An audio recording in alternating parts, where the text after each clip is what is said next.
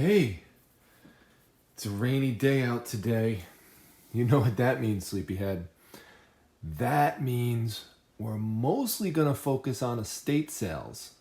But if we happen to see some garage sales open here and there, where they're still in the garage, we'll hit those up too, okay? All right, you keep everything safe here. See you later. So a little tip for you, when you see rain like this, a lot of people have the inclination to just stay in. Keep that in mind because that is a great chance to seize an opportunity to go out and source with less competition. For example, even Mrs. Primetime, she was going to come out with me today and said, yeah, I'm just going to stay in because it's yucky. And a lot of people will do that. And even if there were estate sales that people are going to go to and it's indoors, people will still stay in because they don't want to drive in the rain. They just don't want to get wet. It's just not motivating to go out in weather like this when it's overcast. They want to go out when it's sunny. So all that, again, is opportunity for you. So let's go and see if we could grab any opportunities that other people are missing because they are staying home in bed.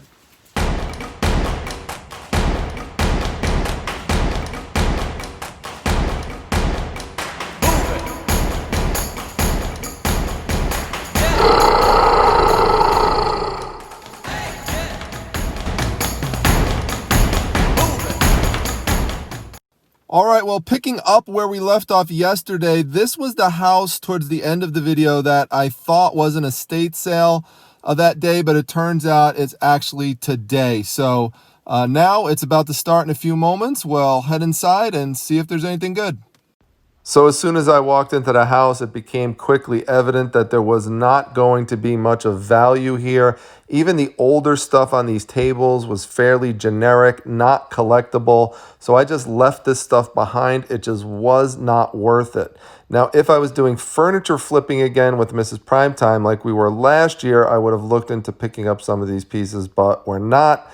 Now, speaking of butts, here you could see I was able to score some new in-package hemorrhoid ointments, and they don't expire until 2022. Keep in mind the expiration date could sometimes hide on the side of the package like that and be camouflaged.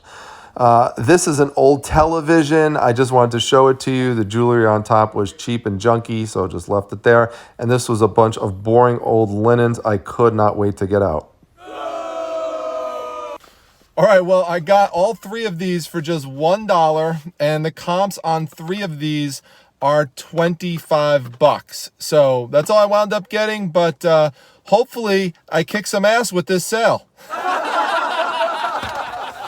All right, well, there's a neighborhood garage sale going on, and so I figured I'd just drive through and, check out a couple places. And you just have to look for the garages that are open, see if it looks like there's anything in there, because stuff's not going to be on the driveway with all this rain.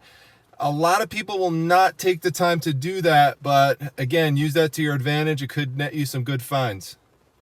So plush is definitely one of those areas where you want to dig because a lot of good stuff winds up going to the bottom. This is a great example of this bumblebee that should look familiar to some of you who've been watching my videos because I sourced it recently at a garage sale. This is a pillow pet. They're always great pickup. So that was 50 cents and this one was as well. This is Tristan the dinosaur through Gund. Gund is a great brand for plush. Okay, well, here's the next sale we're going to go to. It's an estate sale. I don't know what it is with all these one-level homes lately, but we'll check this one out, see if there's anything good in there. So this is the first item that I come across, this vintage-looking, sturdy ceramic scarecrow piece. This is a great Halloween pickup for just $2 to start off the sale. This is one of my secret powers I haven't shown before, but I can actually walk down flights of stairs backwards. Don't try that at home. No, I'm just kidding, of course. This is me walking down the normal flight of stairs to the basement. I come across this vintage-looking AC/DC handkerchief. This is great. I could sell it either individually or pair it with something else. So for that, stay tuned.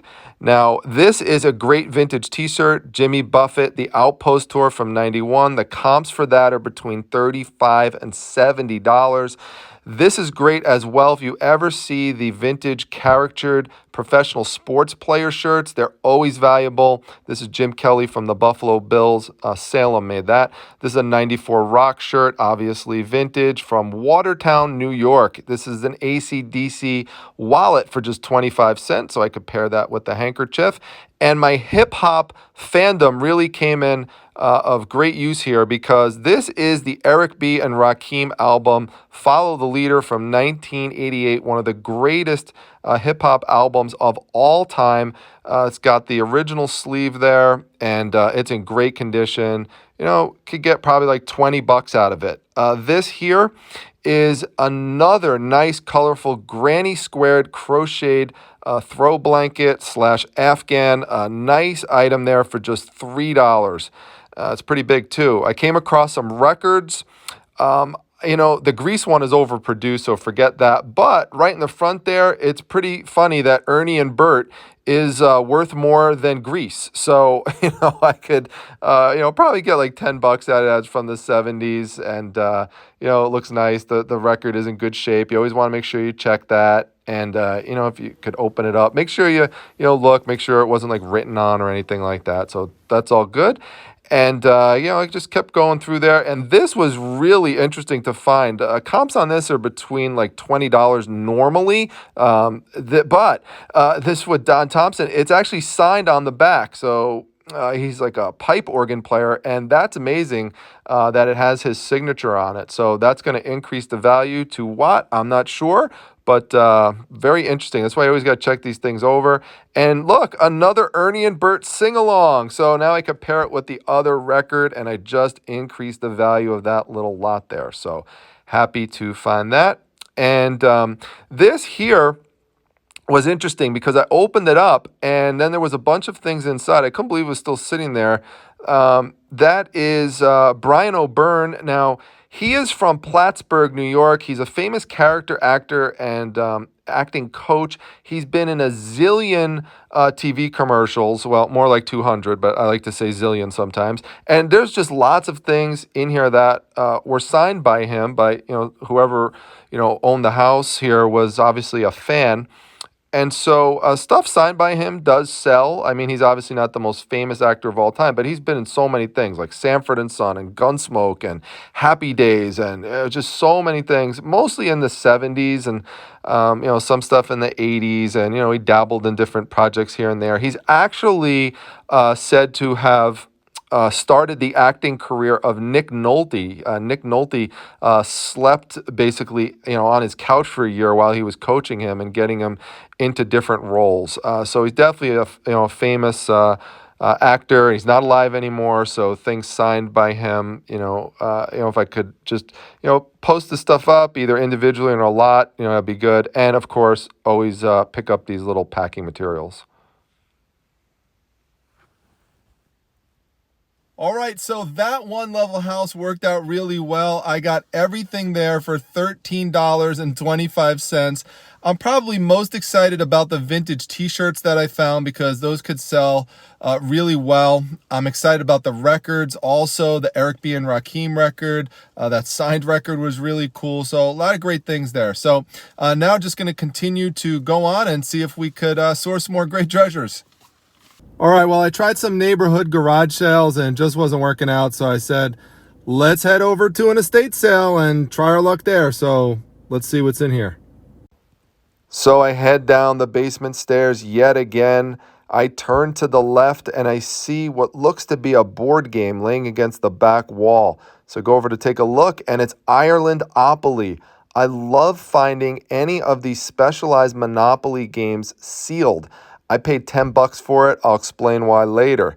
Then I found this awesome Saudi Arabian plate. I normally don't get plates, but this one was so colorful and actually made in Saudi Arabia that I was willing to spend $5 on this one. So big thumbs up for that. And then right over here were these vintage Blackstone playing cards. I checked over both of these sets. They were complete. Make sure you are counting the cards so you have all of the required cards to play. You don't want to find that out later. And then I found this cool Ghostly Tales Irish book here from the 70s. So this is a nice pickup and should get around 20 bucks out of that. All right, so not bad. I got everything there for $17. This was the biggest component of it being a $10 purchase. I normally don't pay $10 for board games, but I made an exception in this instance because it's sealed and it's cultural, and also because there's just not many of them around. Right now, I could probably get around $40 out of it, but it's the type of thing that if you want to, you could kind of hold on to this as if it's like a stock, and just, keep it in your closet or keep it in your storage shed for a year or even a few years, and it will increase in value over time because fewer and fewer of these will be available. People who do purchase some of the few sealed ones that exist will open them up to play with them. And so that's a way that you could increase value over time with collectibles like this. I'm not averse to selling it right now. If someone's interested in it, of course, just let me know.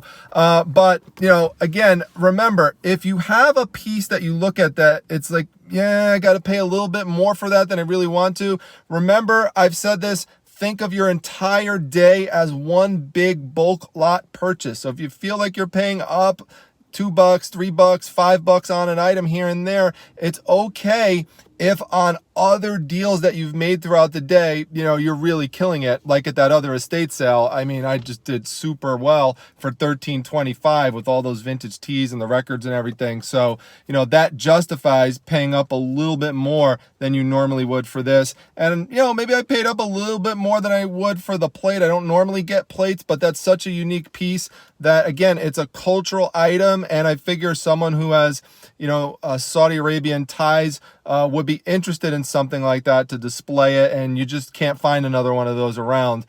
So that's why I made that purchase. So, okay, off to the next sale, and we'll see if we get anything else as the day winds down. All right, well, I hit up one more garage sale, but no luck. So I'm going to head back to Primetime Treasure headquarters and get this stuff unloaded. Come here, Daisy. Come here. I'll relax what to do. Come on, say hi.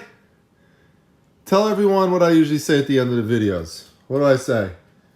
If you like the video, make sure you hit the like button. Make sure you leave a comment down below. Make sure you subscribe. And I'll see you back at the next video, everyone. Take care.